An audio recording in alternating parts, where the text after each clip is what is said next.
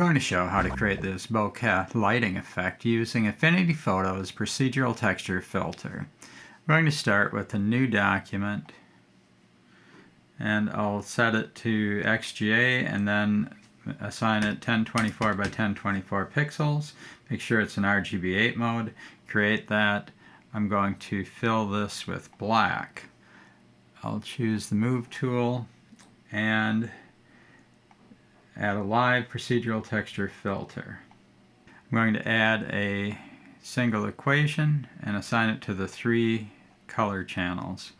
I'll add a real number input A and label it scale and set that equal to 10. I'm going to start with a basic coordinate system, so I'll do VAR. V equals vec2 rx comma ry and times a divided by w, like that. And then I'm going to create a rectangular array, so I will call that variable vr and just make that v minus round of v. So there's my rectangular array. It goes off in all directions. Now I want to vary the diameter of the circle, so I'm going to add a random element for that, and I will call that variable d equals noisei of v. Now I'm going to take and look at the length of vr. So there's my rectangular array, and those are sort of circular shapes. And now I'm going to add my D value to this. So there are the D values, and I notice that it is not aligned properly. So in order to align that properly, I've got to go back to my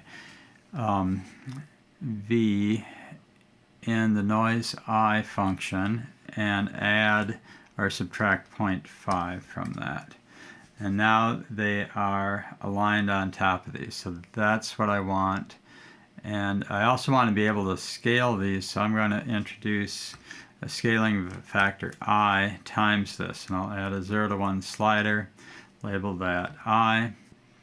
Let's call it intensity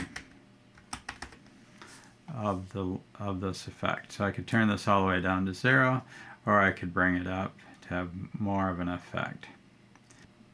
Right now it's a dark circle in the middle, so it gets darker in the middle, and I want it to be the opposite of that. I also want to have a step function. So in order to do both of those things at once, I will use the smoothstepn, and that takes 2 parameters. I'm going to have an edge, and I want to subtract off an s over 2 from the first one, and I'm going to have an edge, and I'm going to add s over 2 to the second parameter, and then I'll just close that off like that. So now I have to add 2 0 to 1 sliders. The first one will be E, the second one will be S. This will be the edge, and I'm going to call this one the focus. I could call the first one the size, really. And then I'm going to bring this down, and I'm going to bring this one down, and there it is. So that's the effect. I could make it a nice tight focus like that and bring the size up a little bit. I don't want to make it square though. So bring the size up like that. This is the amount of randomness now. And so I think I'll change the name of this to random. Okay, and so the more I bring this up, the more variation I get. If I have it all the way down to 0, no variation. Bring it up like that. Now I want to overlay several of these, and so I'm going to duplicate this. And I can change the, I'm going to change the focus on this one. And I'm just going to set, instead of normal, I'm going to add. And then I don't want them to be perfectly aligned like that, so I'm going to move it over And I think I'm going to change the magnification of this one, maybe up to something like that, and then like that, and then maybe do a third one that's sort of in between the other two. So I'll duplicate this one and move it over a ways, and then make this one have you know, somewhere in between, focus somewhere in between, different lighting like that. I think a little less focus right about there. Yeah, that looks good. And then go back to maybe this first one and make that a little bigger. It's a little closer in size to the others.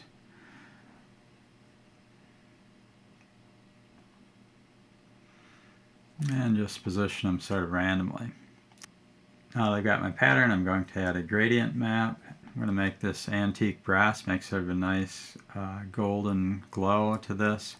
And I'm going to just bring the color down on this a little bit so it's a little darker, like that. So at 0% I have HSL 1947-4.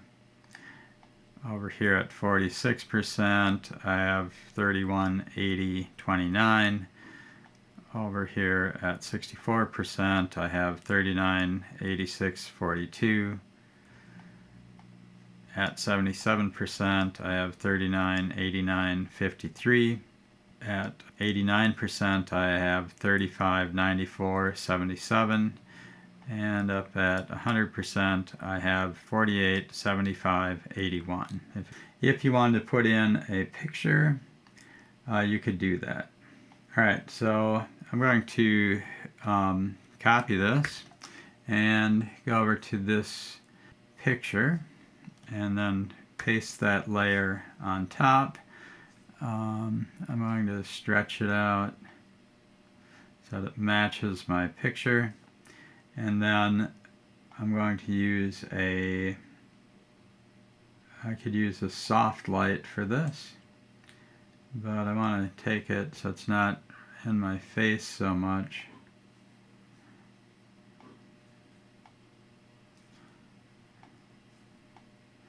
Move that out of my face, and then just move this around until I have some lights. Now, if I wanted to, I could duplicate this gradient map and drag it down so it's on top of me, so I'm completely gold. That doesn't look too good, but I could, you know, just add a little bit of gold to the image. And maybe I'm going to take this darkness and bring it back up a little bit. I think that'll look better. So you can mess around with this to get the effect you want. One problem with the bokeh lighting on the rectangular grid is you can sort of see the rows of the circles. I think the hexagon grid does a better job at hiding that, so I'm going to demonstrate how to do the hexagon grid next. So I'm going to just add another equation to this one, and I'll set it up in the same procedural texture. So I'll assign the 3 color channels to the second equation. So I'm going to start with a variable scaling vector, which is a vec2 that consists of 1 and the square root of 3. And so that's going to be the size of the rectangles, or the proportion of the rectangles that I'm using. And I'll want to normalize this. So I'll do a norm on that. Then I'm going to do a variable v0, and that will be scaling vector times vec2 of my relative x and relative y coordinates, and then times a divided by W. So that's what that looks like. Then I'm going to create another coordinate system based on that. It'll be variable v1, which is equal to v0 minus round of v0, and then that whole thing divided by my scaling vector sv. So there are my repeating rectangular coordinates. It's centered on the origin, and I can move these around. And dividing it by the scaling vector makes sure that the circles in the middle of these will be circles instead of ovals. Okay, now I need to create one almost exactly like this for V2, and so I'm going to copy this here and paste it over here. And on this one I need to add 0.5 to each of the V0s in it. So I'll put a plus 0.5 here, and inside the parentheses plus 0.5 over here. And I have to change it to a V2.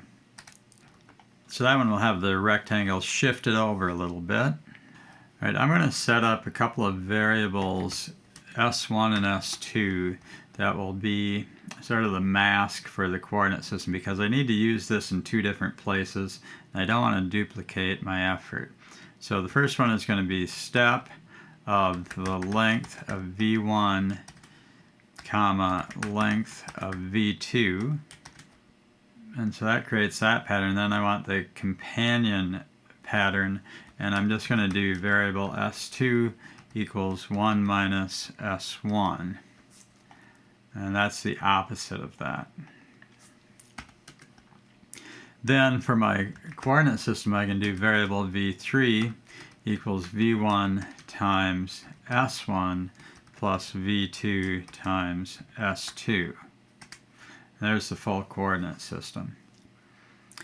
Now I also need to set up my a random number. So I need the random sized circles in the middle of these, and I need to position it in the right position to get it in the center. So if I look at a random noisei and get the sort of the pixelated version of noise, and I compare, let's see, V0, and look at that, it looks okay. But when I multiply this by my step function S1, you can see that it isn't aligned properly. Now to shift that over, what I need to do is add 0.5 to that, and that shifts it so that the random patches are aligned with the hexagons. Now these are rectangular, and so I need to do another version of this for the S2. So I'll just take plus noise I of V0. I'm going to put in, I'll put in A for this. So that should move it far enough away so that they don't overlap. And times S2. So let's see how that looks. Okay, so they look pretty random. Now I'm going to change this into a variable, so I'm going to add a variable d1 equals this function, and I'm going to use that to modulate the diameter. Okay, so now I can put in, same as before, I'll copy that and put a variable t1,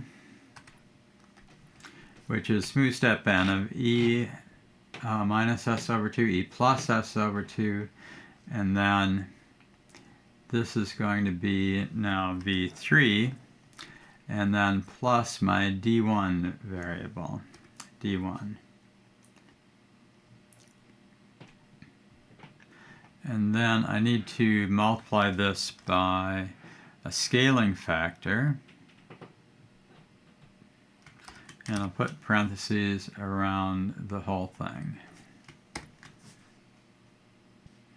Okay, so now the random is off, and then as I bring the random up, I randomly fade out different elements. I can bring the edge up until I start to see some flat marks on there, then back that off. If I want it really random, I pull it all the way over, and then I could have just a little bit of random.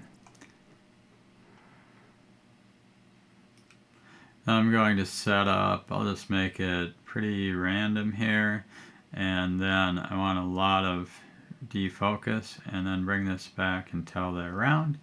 And so that's the first layer, and then I'm going to duplicate this for the second layer, and this one I'm going to set to add, and just drag this over until I find a good spot, and then I'm going to tweak the focus down to about half, and then I'm going to make these a little smaller, so I'll bring this up to 12, I think. Maybe not quite. I'll bring it to 9.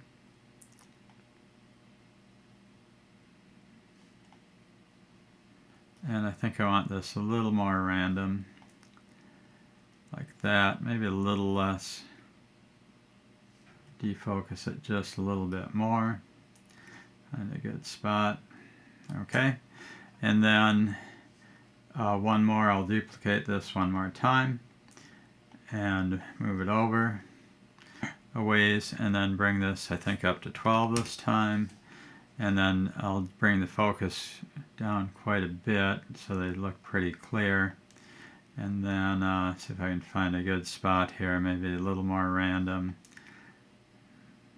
Then I'll add my gradient map again, and I'll use I think this antique brass, but again I'll just tweak this down a little bit. Next I'm going to do a variation on the bokeh lighting where each light is a random color, and I'm also going to do something that should help to keep the lights from lining up into rows like you see in some of these where they're all in a row.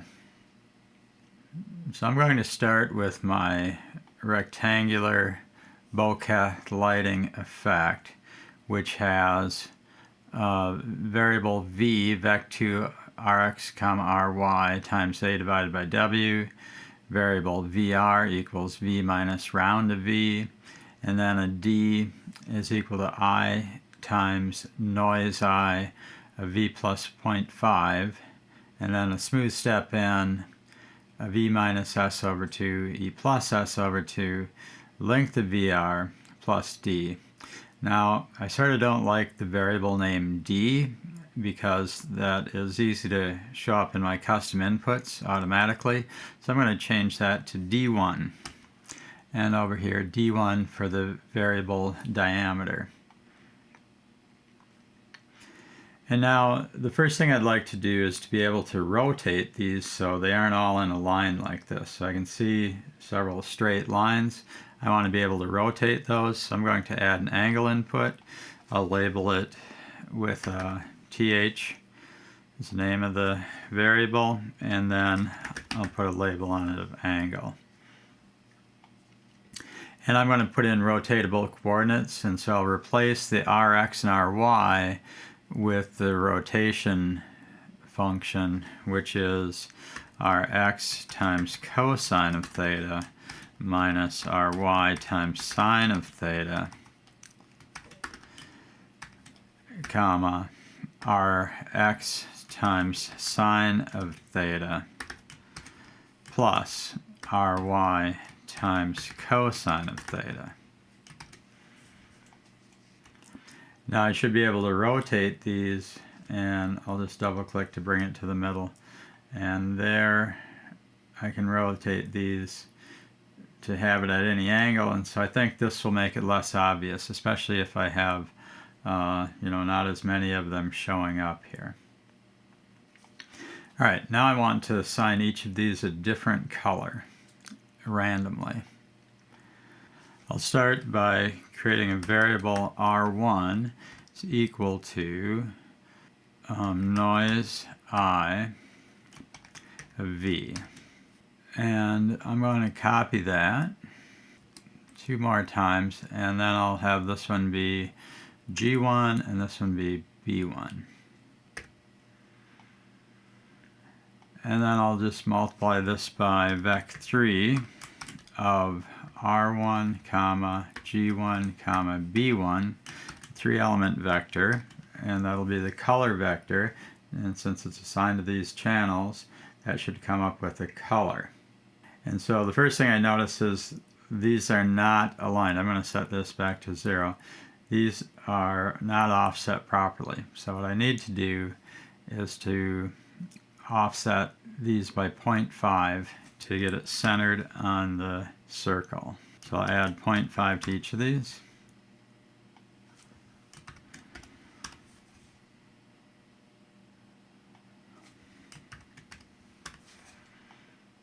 Now I'm getting a better pattern. Each circle has a different shade of gray, but they're all the same, and so I need to set an offset on these so that they will move over. Okay, so I'm going to do that. I'll just put in 3 variables, and I'll call this one ROFF. This one I'll call GOFF, and this one will be my BOFF. And this is the red offset, the green offset, and the blue offset. And I want these to be, this one I can leave at 0, but this one, no, this one I want to change. I want to change all of these because otherwise red will be related to the diameter. So I'm going to set this to 20 because I want them to be at least as big as A. And I'll set this one to be 40, and I'll set this one to be 60. And I could make them bigger, but that's the way I'll do it. And then I'll add these to the coordinates for the noisei. So this will be ROFF. And I'm just going to copy this bit and paste it here and here. And I'll change this one to a B and this one to a G. So they're my colors. I'm not real fond of those colors. So what I'd rather do is, I don't like this brown. I'm trying to do sort of Christmas lights. So I'd really like to have only about 5 colors. Red, green, yellow, blue, and possibly a purple or a pink. And I want to be able to control the frequency of how frequently these are occurring on here. I also don't want any white. So one thing I can do is if I take the round of this noise function, I can limit it to either 0 or 1. So I'm going to do that. I'll take the round of each of these and I'll copy and paste that on the other 2. Okay, so that looks a little better, but I want to get rid of this sort of cyan color and I want to get rid of the white color. Now it turns out I can do that by taking this B, and if the G is turned on, I will turn off the B. In order to do that, I multiply by 1 minus G1. So I got rid of all the cyan and white from this image. And you could eliminate other colors in a similar fashion, sort of an exclusive or half of an exclusive or. I want to also be able to control the frequency that each color occurs. I'm getting quite a bit of green and a fair amount of yellow. I think maybe not so much green. And so in order to do that, what I can do inside of the, before I do the round, I can have a frequency for each of these colors. So I'm going to multiply this one by FR for the frequency of red, and in here I'll multiply this by FG and this one by FB. And I'll add 0 to 1 sliders for each of those. FR, FG, FB, and I'm going to label this one red frequency. This one will be the green frequency. This one will be the blue frequency. So now, if I think there's too much green, I can dial it back and eliminate all the green, or just bring in as much green as I want. Take out the red, bring back as much red as I want, or the same with the blue. Add as much as I want. Now the other thing, I'd sort of like to be able to adjust the colors instead of just having bright green, bright red. I may want to have, especially when it's pink like this, I may want to dial that back to a purple. And I can do that by adding in 3 more 0 to 1 custom inputs. And I'm going to call them IR for intensity of red, IG, and IB. So for the intensity of each of those components. And this will be red, let's label INT for intensity, green, INT, and blue, INT. And over here in the VEC3 component, right here, I'm going to multiply IR times R1, and I'll multiply IG times G1, and I'll multiply IB times B1. And then I can tweak the colors a little bit, so I can bring the red down. So if I bring the red down, I'll get a little bit more of a purple in this area, although at the sacrifice of the red. And if I bring the green down and the red up, I can make these yellows look a little more golden. And then if I bring the blue down, I can make these magentas look a little bit more pink. So a few different tweaks, and as I build up each layer I can adjust these colors a little bit so I can have a slightly different color effect for each layer. So that's everything I wanted to put into the Bokeh Color effect. I'm going to build this up into a few different layers. So I'll just add a random rotation. I'm going to start with the focus up high and with the number set low. And then I'll bring this, see, I'll leave the random pretty high, I think, and then I'll just bring this down until I don't have any edges showing. Maybe I'll bring this random down a little bit and drag this around until I get a good mix of colors that I like. Something like that. And then I'll duplicate this. And this one I'm going to set to add. Oh, this one is set to add, so maybe I'll change that back to normal. And then the second one is now set to add, and I want to move this over. I'm going to bring this up a little bit, I think to 8, and then I'm going to bring the focus down about halfway, and I'll bring the edge up about like that. Put this in a place, try to find a good spot for this, and then I think I'll tweak the colors a little bit to maybe I'll increase the red frequency, decrease green, increase blue. Maybe I'll bring the red, maybe I'll bring the blue up a little bit so I get more of a purple color on some of those, and just tweak those around a little bit at random. I'll give it a little bit of a spin here, so okay, so I'm not at the same, maybe up there.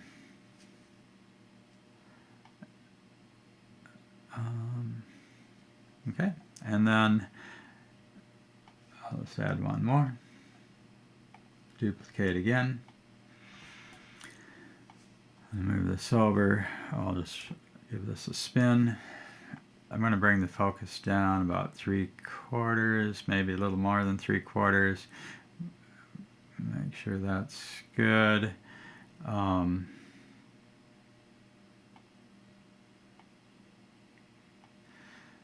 Set those equal, I think, and then I want the, in this one I want to bring up the make those lights a little more golden. Maybe back off on the blue a little bit. And reposition. I think maybe a little more random. Okay, and then I'll do one more. And this one I'm going to bring the focus down quite a ways. And I'll just set the edge until it can be seen. And then I'm going to bring this up a little more. Find a good spot here. Oh, I can give this a little spin. I sort of like how these overlap a little bit. Alright, that's how to do some bokeh lighting effects using Affinity Photo's procedural texture filter. Let me know if you come up with anything cool using this effect, and let me know if you have any comments or questions, and thanks for watching.